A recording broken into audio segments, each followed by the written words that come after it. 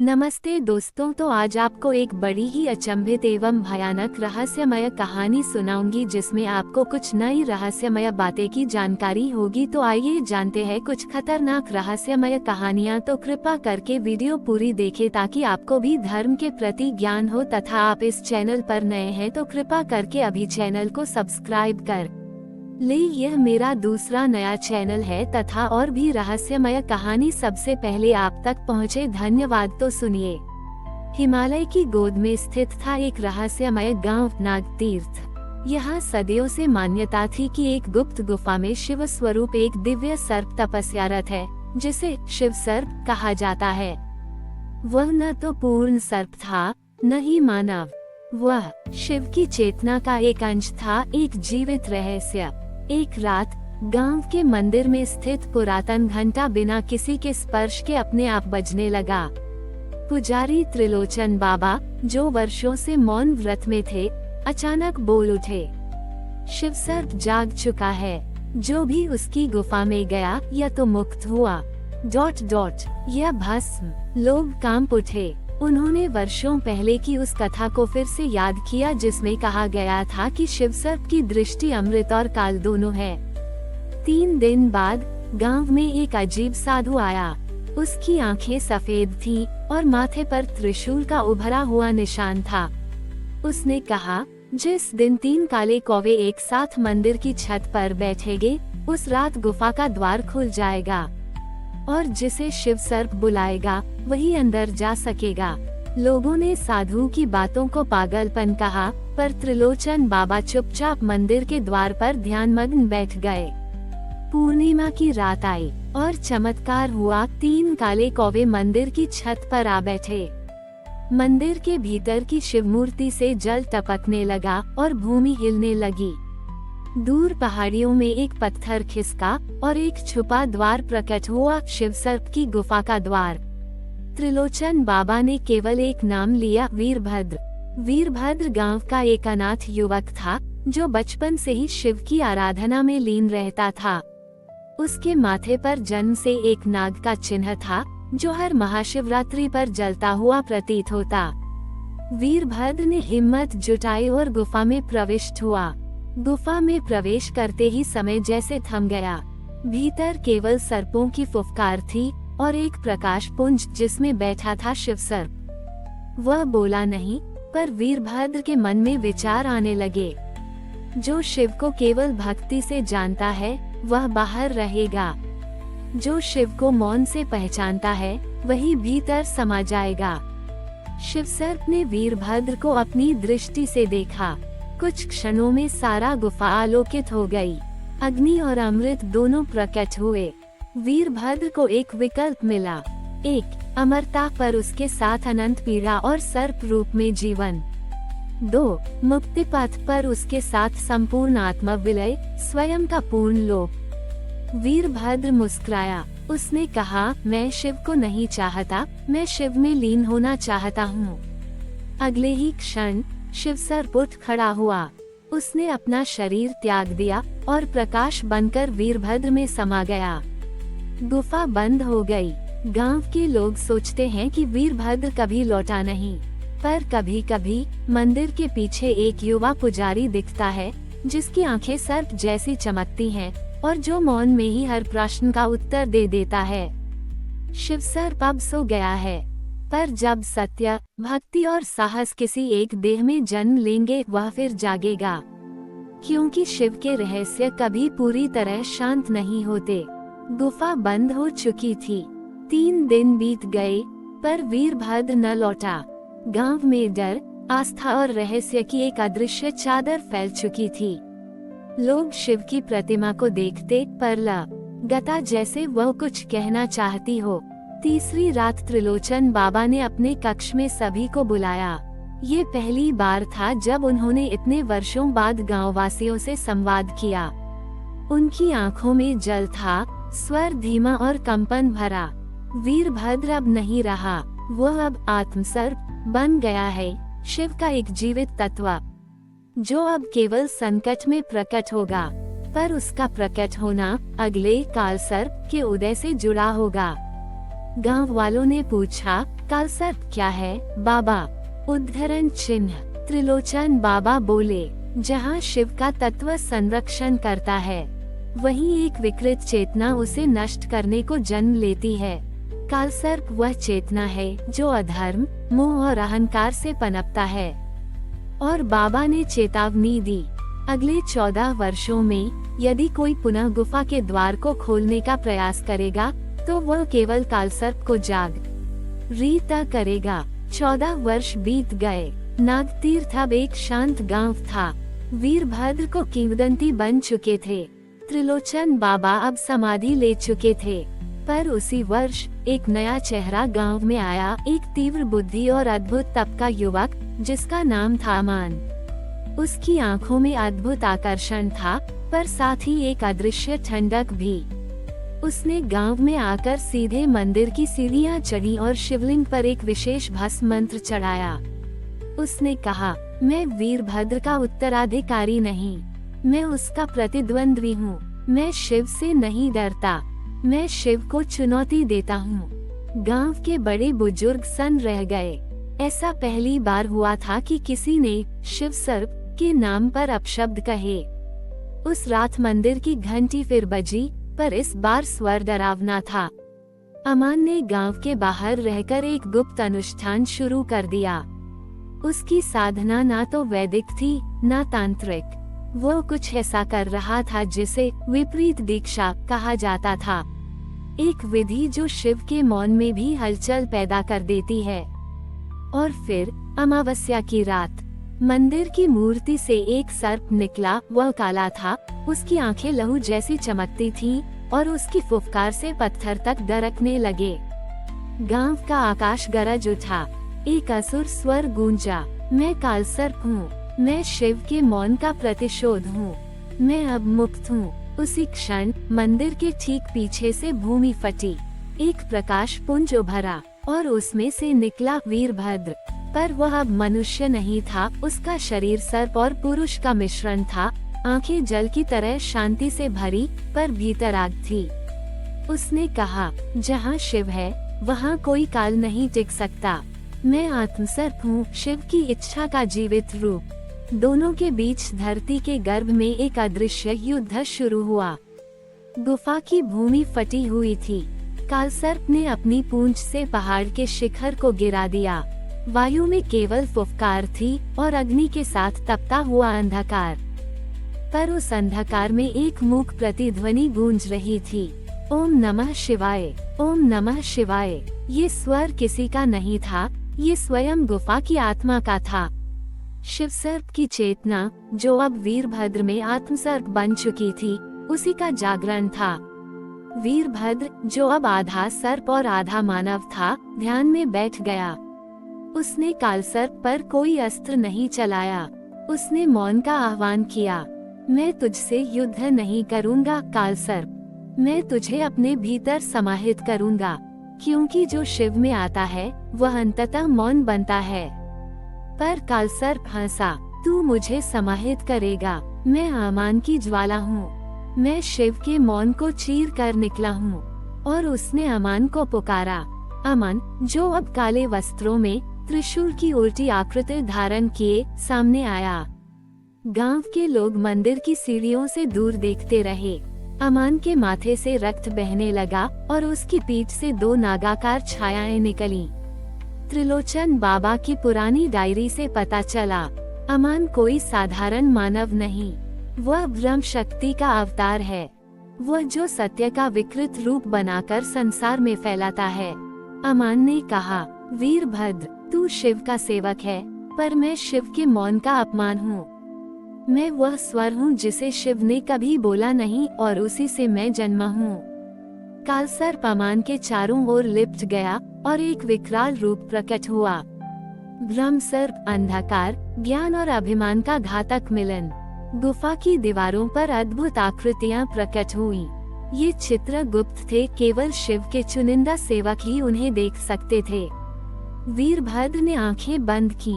एक दिव्य चित्र उभरा। शिव एक विशाल काले सर्प को अपनी जटाओं में समेटते हैं। और उसमें से एक छोटा ज्योति बिंदु बनाकर उसे पृथ्वी पर भेजते हैं। वही ज्योति बिंदु था शिव सर्प। उसी क्षण वीरभद्र को स्मरण हुआ, उसका जन्म इसलिए हुआ था ताकि ब्रह्मसर्प को वापस उसी मौन में विलीन किया जा सके जिससे वह निकला है। काल रात के तीसरे पहर ब्रह्म मुहूर्त से ठीक पहले वीरभद्र और ब्रह्मसर्प आमने सामने खड़े थे। कोई अस्त्र नहीं, कोई मंत्र नहीं, सिर्फ दो चेतनाएं, एक जो मौन में शिव का अंश थी, दूसरी जो मौन के अभाव से जन्मी थी। अचानक वीरभद्र ने अपना शरीर त्याग दिया। उसकी चेतना सर्प रूप में एक प्रकाश गोल बन गई और ब्रह्मसर्प के चारों ओर घूमने लगी। ब्रह्म का नाश अस्त्र से नहीं होता। ब्रह्म केवल तब नष्ट होता है जब कोई उसे पहचान लेता है।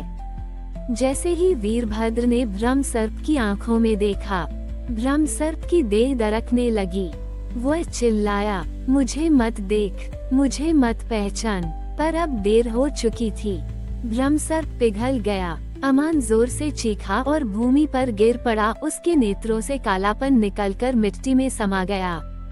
गुफा फिर से बंद हो गई, पर इस बार न पत्थर से बल्कि एक मंत्र से। ओम शिवसर्पाय नमः। वीरभद्र अब नहीं था, पर मंदिर के शिवलिंग के नीचे एक नई आकृति उभरी। एक सर्प जो त्रिनेत्र धारण किए हुए था। गांव के लोग समझ गए, शिव का सर्प अब कहीं नहीं गया। वह अब हर उस हृदय में है जो अहंकार को पहचान ले और मौन को वरण कर ले, क्योंकि शिव सर्प की गुफा फिर खुलेगी जब कोई अगला वीरभद्र फिर से अमान को पहचानने निकलेगा। जब फिर भ्रम का अंधकार उभरेगा तो मौन फिर बोलेगा, शब्द नहीं, चेतना के रूप में। गांव की रातें अब शांत थीं, पर वीरभद्र के बलिदान के बाद मंदिर के गर्भगृह में एक रहस्यमय परिवर्तन हुआ था। एक सुबह पुजारी रामनाथ ने देखा कि शिवलिंग के पीछे की दीवार पर अग्नि से लिखे अक्षर उभर आए हैं। वह मंत्र पढ़े नहीं जा सकते थे, क्योंकि वे नागलिपि में थे, एक प्राचीन भाषा जिसे केवल काल संस्कृत कहा जाता है। पुजारी ने चुपचाप गांव के सबसे वृद्ध व्यक्ति अचल तांत्रिक को बुलवाया। उसने कांपते स्वर में कहा, ये भविष्य सूचक नागों की चेतावनी है। ये कहती है, शिव सर्प तो मौन हुआ, पर अब माया नाग जागेगा। अचल तांत्रिक ने बताया कि काल के आरंभ में जब शिव ने सृष्टि के 5 तत्वों को जागृत किया, तब छठा तत्व माया अपने रूप में एक नाग के रूप में उत्पन्न हुआ था। वह न जन्मा था, न मरा, वह केवल भ्रम और आकांक्षा से बना था। वही है माया नाग। जब ब्रह्मसर्प का विनाश हुआ, उसकी ऊर्जाएं पृथ्वी में समा गईं, और उसी ऊर्जा से अब माया नाग ने नींद से करवट ली है। परंतु समस्या ये थी, माया नाग को अस्त्र से मारा नहीं जा सकता था, क्योंकि वह कल्पना में रहता है और कल्पना का नाश केवल बोध से होता है। अचल तांत्रिक ने वीरभद्र की शिला के समीप बैठकर एक अग्निकुंड रचा। उसने कहा, अब एक कालदीर्घित समय दर्पण जलाना होगा ताकि अगली पीढ़ी को चेताया जा सके। अग्निकुंड की लपटों में से एक मुख प्रकट हुआ। वह कोई और नहीं, स्वयं वीरभद्र की चेतना थी। उसने कहा, मैं समय के पार चला गया हूँ। अब जो आएगा उसे न तो त्रिशूल चाहिए होगा, न कोई गुफा। उसे अपनी चेतना को गहराई में साधना होगा, क्योंकि माया नाग विचारों में जन्मता है और विचारों से ही पराजित होगा। अंत में मंदिर की दीवार पर एक और लिपि उभरी। जब उत्तर दिशा की हवा उल्टी चले, जब साधुओं की आंखें जलने लगें, जब मंत्र शुद्ध होकर भी मौन हो जाए, तब जान लेना माया नाग तुम्हारे विचारों में पल रहा है। अब ये कथा वीरभद्र की नहीं, आपकी हो चुकी है। शिवसर्प की गुफा भले बंद हो गई, पर उसकी शक्ति अब उस हर व्यक्ति में प्रवाहित है जो भ्रम और माया को पहचान सके। मंदिर की वह रात असामान्य थी। पुजारी रामनाथ जब प्रतिदिन की आरती के बाद शिवलिंग पर जल चढ़ा रहे थे, तो अचानक जल से एक धुएं जैसी आकृति उठी। वह आकृति मानव नहीं थी, न ही सर्प। वह एक छाया थी, पर उसकी आंखों में कोई आदिम इच्छा थी और फिर मंदिर की दीवार फुसफुसाए, मैं आया नहीं हूँ, मैं सदा से था, मैं विचार हूँ, आकांक्षा हूँ, माया नाग हूँ। उसी रात गांव के 5 युवाओं को एक ही स्वप्न आया। स्वप्न में उन्होंने देखा एक ऊंचा पहाड़ जिसकी चोटी पर एक उल्टी जलधारा बह रही थी, और वहाँ बैठा था एक आध खुला नेत्रधारी योगी। उसने कहा, तुम्हारे विचारों में माया नाग ने वास किया है, वो अब यथार्थ को बदलना चाहता है। यदि तुम सच को देखना चाहते हो तो स्वप्न लोक की सीढ़ियां चढ़ो, जो नींद में नहीं जागते हुए दिखती हैं। इन युवाओं में से एक था गौरव, जो बचपन में ही अपने पिता को शिव गुफा में खो चुका था। उसके भीतर कुछ जागा। गौरव ने गांव के सबसे ज्ञानी योगी ऋत्विज बाबा से पूछा, क्या माया नाग को मंत्र से मारा जा सकता है? ऋत्विज ने शांत स्वर में उत्तर दिया, मंत्र केवल बाहर के राक्षसों को हराते हैं, माया नाग भीतर रहता है। उसे केवल स्वानुभव, स्वीकृति और निर्मूलन से हटाया जा सकता है। ध्यान की गहराई में जाकर जब तुम अपने विचारों के जाल को देख लोगे, तभी वह नाग दूर जाएगा। गौरव ने प्रण लिया, अब वो मंदिर में रहकर शिव साधना करेगा, पर बिना किसी आडंबर के, बिना दिखावे के। वह भीतर के सत्य को साधेगा। 7 दिन तक गौरव ने मौन व्रत रखा। 8वें दिन जब वह ध्यान में बैठा तो एक स्वर भीतर से उठने लगा, तू जिसे प्रेम कहता है वो बस मेरी छाया है, तू जिसे भय कहता है वह मेरी परछाई है। मैं माया नाग हूँ, तेरे हर चुनाव के पीछे बैठा हूँ। गौरव की आंखों से आंसू बह निकले। उसने पहली बार अपने भीतर माया नाग का चेहरा देखा। वह उसका ही एक छिपा रूप था, जो चाहता था कि वह महान बने, श्रेष्ठ बने, पूजनीय बने। अब मैं जानता हूँ, शत्रु बाहर नहीं, वह भीतर है। गौरव का मौन अब केवल साधना नहीं रहा था, वह एक दिशा बन चुका था। स्वप्न में वह बार बार एक शब्द सुनता, त्रिकालपीठ, त्रिकालपीठ। पुजारी रामनाथ और अचल तांत्रिक ने बताया कि त्रिकालपीठ एक प्राचीन शिवस्थल है, जहाँ तीनों कालों, भूत, भविष्य और वर्तमान एक साथ स्पंदित होते हैं। पर वह स्थान किसी नक्शे पर नहीं था, वह केवल उन्हीं को दिखता था जो समय के पार सोच सकते हैं। अचल तांत्रिक ने उसे एक संकेत दिया, जब तुम्हारी आत्मा के 3 प्रश्न उठें और तीनों का उत्तर मौन हो, तब त्रिकालपीठ तुम्हारे भीतर प्रकट होगा। गौरव ने साधना में प्रवेश किया। 3 रातें, 3 प्रश्न। पहली रात भूतकाल का प्रश्न, क्यों मैं स्वयं से भागा था? गौरव ने अपने पिता की मृत्यु को याद किया। वह जानता था वह कभी दुख को स्वीकार नहीं कर पाया। उत्तर आया, मौन। दूसरी रात वर्तमान का प्रश्न, क्यों मैं सिद्धि चाहता हूँ? उसने अपने भीतर की भूख देखी, लोगों की सराहना, सम्मान, पूज्यता। उत्तर आया, मौन। तीसरी रात भविष्य का प्रश्न, अगर माया नाग को जीत भी लिया तो मैं क्या करूँगा? उद्धरण चिन्ह। उसने देखा कि वह केवल विजेता कहलाना चाहता था, पर असली प्रश्न ये था, क्या वह केवल जीत के लिए साधना कर रहा है? उत्तर फिर आया, मौन। और फिर उस मौन के भीतर कुछ फूटा। गौरव की आंखें बंद थीं, लेकिन अब वह देख सकता था। वह एक ऐसी भूमि में खड़ा था जहां आकाश पीला था और सूर्य तीनों ओर से उग रहे थे। वह था त्रिकालपीठ। यह कोई स्थान नहीं था, ये चेतना की अवस्था थी। वहाँ एक शिव स्वरूप साधु खड़ा था। उसके 3 चेहरे थे, एक वृद्ध, एक युवा और एक बालक। उसने कहा, तुम अब माया नाग से लड़ नहीं सकते, अब तुम्हें समझना होगा, उसे जीतने की आवश्यकता नहीं, उसे दूर देखना पर्याप्त है। अगली रात गौरव ने देखा, माया नाग स्वयं उसके सामने खड़ा है, किंतु ये बार वह कोई दैत्याकार नहीं था, वह एक मानव रूप में था, गौरव के समान ही चेहरा, पर आंखों में छल और मोह की अग्नि। उसने कहा, मैं तेरा ही प्रतिबिंब हूँ, जब तक तू दुनिया को बदलना चाहता है, मैं तुझ में जीवित रहूंगा। गौरव ने उसकी ओर देखा और कहा, अब मैं तुझे हराना नहीं चाहता, मैं तुझे जान चुका हूँ और जो जाना गया वह माया नहीं रहता। और तभी माया नाग मुस्कुराया और विलीन हो गया। गौरव मंदिर लौटा। अब वह साधक नहीं रहा, वह अब शिव स्वरूप हो चुका था। उसने मंदिर की दीवार पर केवल एक वाक्य लिखा, वह जो मौन में स्वयं को जानता है वही शिव है। गांव अब पहले जैसा नहीं था, क्योंकि वहाँ अब कोई माया नाग नहीं था, वहाँ केवल सत्य की सधी हुई सांसें थीं। त्रिकाल पीठ में साधना पूरी कर लेने के वर्षों बाद गौरव अब कथित मौन सिद्ध बन चुका था। वह बोलता नहीं था, केवल देखता था। लोग उसकी आंखों में उत्तर ढूंढते थे, पर एक रात जब वह गहन ध्यान में बैठा तो उसे पहली बार मौन के भीतर की आवाज सुनाई दी।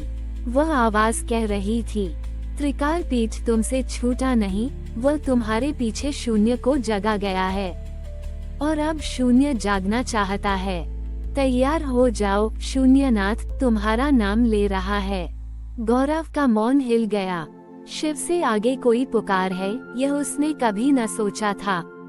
अगली सुबह मंदिर की दीवार पर एक काले भस्म से बना चिन्ह प्रकट हुआ। वह कोई भाषा नहीं था, पर देखने वाले को एक अजीब कंपन महसूस होता था। गांव के बुजुर्ग कहते थे, ये शून्यनाथ का प्रतीक है, वह देवता जो ध्वनि से भी पहले है और विचार से भी परे है। उसकी पुकार केवल वही सुन सकता है जो त्रिकाल को पार कर चुका हो। गौरव अब जानता था, उसकी साधना समाप्त नहीं हुई, वह तो अब शुरू हो रही है। गौरव ने शिव मंदिर छोड़ दिया। वह चल पड़ा निर्वाक घाटी की ओर, जिसके बारे में कहा जाता था, जो वहां जाता है वह स्वयं को शब्दों में नहीं बता सकता। वह या तो मौन बन जाता है या शून्य में खो जाता है। रास्ते में उसे मिले 3 सन्यासी जो न बोलते थे न चलते थे, फिर भी गौरव को मार्ग दिखाते थे। गौरव ने एक दिन पूछा मौन में ही, क्या शून्यनाथ कोई देवता है? उनमें से एक ने अपनी छाया से उत्तर लिखा, वह कोई देव नहीं, वह तुम्हारा अंतिम प्रश्न है। गौरव निर्वाक घाटी के अंतिम छोर पर पहुंचा। वहां एक गुफा थी, पर नुकीली नहीं, भयानक नहीं, वो बस एक खालीपन थी जिसमें से कोई ध्वनि भी वापस नहीं आती थी। गौरव जैसे ही भीतर गया, उसकी सारी साधनाएं, सारी मंत्रियां, सारे ध्यान अर्थहीन लगने लगे और तभी गुफा की दीवार से स्वर आया, मौन के बाद क्या शेष रह जाता है? उद्धरण चिन्ह। जो जान गया वह नहीं बोल सकता और जो बोल रहा है वह जानता नहीं। क्या तुम उस शेष बचे शून्य को सुन सकते हो? गौरव ने आंखें बंद की और पहली बार उसे कोई उत्तर नहीं चाहिए था। गुफा में कोई वस्तु नहीं थी, ना मूर्ति, ना दीप, ना हवा, केवल एक ध्वनि जो सुनाई नहीं देती थी पर चेतना में गूंजती थी। गौरव को लगा जैसे कोई प्राचीन नाद उसकी हड्डियों में उतर रहा हो। उसने सुना नहीं, पर वह जानता था, ये था अनाहत नाद, वह ध्वनि जो कभी उत्पन्न नहीं हुई पर सृष्टि की पहली लहर बनकर फूटी। गौरव बैठ गया और उसका शरीर धीरे धीरे कंपायमान होने लगा। उसने कोई मंत्र नहीं जपा, कोई मुद्रा नहीं बनाई, क्योंकि वहाँ करना कुछ था ही नहीं।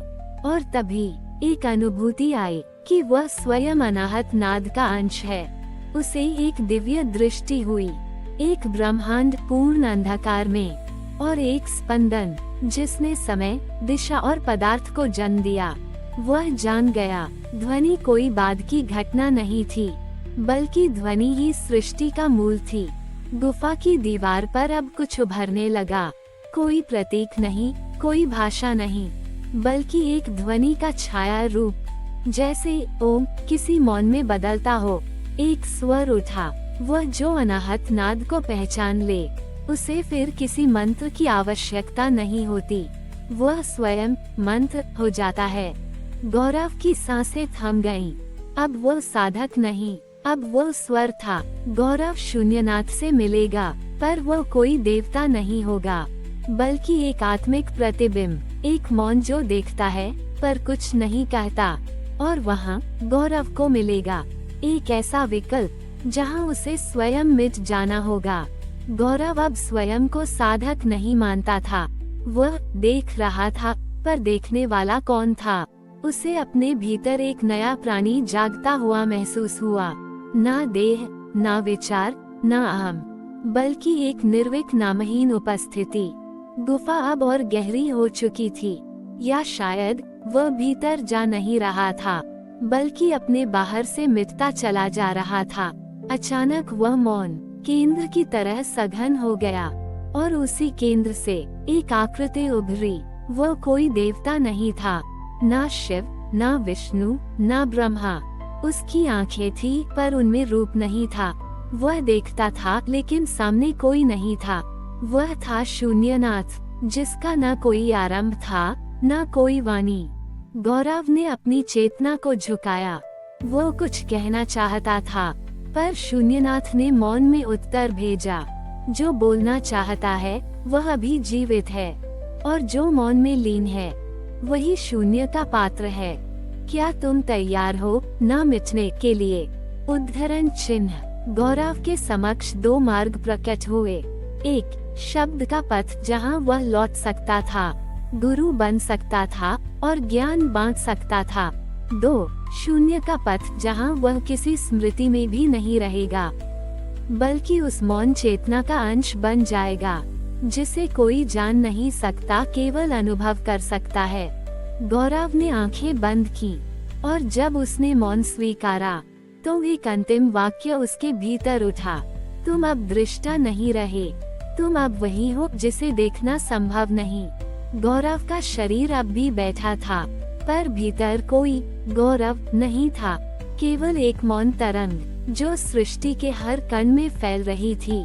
गुफा से बाहर एक बूढ़ा यात्री आया। उसने गौरव की ओर देखा और धीरे से कहा, शून्यनाथ अब स्वयं को देख चुका है। सृष्टि में एक मौन बदलाव आने वाला है। गुफा अब बंद नहीं थी, वो खुली थी, भीतर से, बाहर की ओर नहीं। गौरव अब शरीर में नहीं था, पर वो हर ध्वनि में जीवित था। गुफा की दीवारें धीरे धीरे एक दिव्य स्पंदन में घुलने लगीं, जैसे किसी पुरातन ब्रह्म मंत्र का उच्चारण चुपचाप बिना स्वर के हो रहा हो। तीरथ पर बैठे साधुओं ने उस रात एक अदृश्य शंख ध्वनि सुनी। किसी ने नहीं फूंका था, पर हर आत्मा में उसकी गूंज थी। किसी अज्ञात नगर के योगी ने अपने ध्यान में शून्य में दरार देखी। वहां से मौन टपक रहा था, जिनके भीतर अभी भी शब्दों की आकांक्षा थी। वे घबरा उठे। कोई आ रहा था, नहीं, कोई गायब हो चुका था, और उसकी गैर मौजूदगी अब हर चीज में मौजूद थी। गौरव ने शब्दों से पार की समाधि में एक रहस्य देखा कि वाणी ही माया है, पर मौन वो ईश्वर का श्वास है। वहाँ कोई मैं नहीं बचा था, सिर्फ एक आकाशीय स्पंदन जो कुछ नहीं कहता, फिर भी सब कुछ प्रकट करता है। उसने अनुभव किया, जब मैं नहीं रहा, तब शून्यनाथ पूर्ण हुआ, और फिर शून्य के भीतर से एक संकेत उठा। गौरव को पूर्ण विलीन नहीं होना था, उसे लौटना था, एक संदेश लेकर, क्योंकि एक प्राचीन त्रिकाल संधि टूट चुकी थी। वह संधि जो मंत्रों और तांत्रिक वाक्यों को शब्द की मर्यादा में बांधे रखती थी। अब वो मौन जो प्रकट हुआ, उसके साथ कुछ वर्जित वाक्य भी सृष्टि में जाग चुके थे। एक ऐसा मंत्र जिसे कभी किसी ने बोलने का साहस नहीं किया, क्योंकि उसे बोलते ही समय खुद को नकार देता है। 3 दिन बीत चुके थे। गौरव की आंखें खुली नहीं थीं, पर उसने सब कुछ देख लिया था। उसे वापस आना पड़ा, न इच्छा से, बल्कि एक आकाशीय आदेश से। शून्यनाथ की समाधि में उसे एक अंतिम वाक्य मिला था, निषिद्ध वाक्य जो कहा नहीं जा सकता, क्योंकि जैसे ही वह बोला जाता है, समय स्वयं को पलट देता है। गौरव अब एक संदेशवाहक था, पर यह कोई साधारण मंत्र नहीं था। यह एक ऐसा वाक्य था जिसे केवल 3 बार पूरे ब्रह्मांड में प्रकट किया जा सकता था। पहली बार जब सृष्टि आरंभ हुई, दूसरी बार जब मृत्यु ने अमरता को छुआ, और तीसरी बार अब गौरव के मस्तिष्क में वह वाक्य नहीं था, वो उसके अस्थियों में अंकित था। योगत्रम विहीन वाक्यम जागृत भवति, अर्थ वह वाक्य जो किसी स्वर या अर्थ से रहित है, जागृत होता है। यह कोई भाषा नहीं थी, यह एक घटना थी। जैसे ही वह वाक्य मन में पूरी तरह अनुभव किया गया, स्थान और काल में विकृति प्रारंभ हो गई। गौरव जहाँ बैठा था वहाँ के वृक्षों ने हिलना बंद कर दिया, पक्षी एक ही स्थिति में स्थिर हो गए, हवा बीच में ठहर गई और एक छाया उभरी, न स्त्री न पुरुष, न देह न विचार, बल्कि एक अशब्द आकृति। वह थी वाक्य रक्षक, जो ब्रह्मांड में उन वाक्यों की निगरानी करती है जो बोले नहीं जाने चाहिए। उसने गौरव की ओर देखा, उसकी आंखें भाषा से मुक्त थीं, और वह बोली बिना स्वर के पर पूर्ण स्पष्टता से, यदि तुम वह वाक्य तीसरी बार जागृत कर दोगे तो समय एक वर्तुल में उलझ जाएगा, जीवन और मृत्यु अपने स्थान बदल लेंगे। क्या तुम तैयार हो उस उत्तरदायित्व के लिए? गौरव मौन था, पर मौन के भीतर उसने हाँ कहा।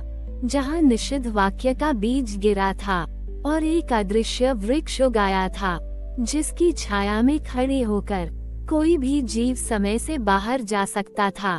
गौरव ने अंततः निषिद्ध वाक्य का उस वाक्य रक्षक के सामने उच्चारण किया, पर शब्द उसके होठों से निकलते ही गायब हो गए, जैसे वे कभी बोले ही न गए हों। समय का वृत्त टूट गया, पर वह टूटकर कहीं भी न गिरा, बल्कि एक अनंत आकाश में विलीन हो गया।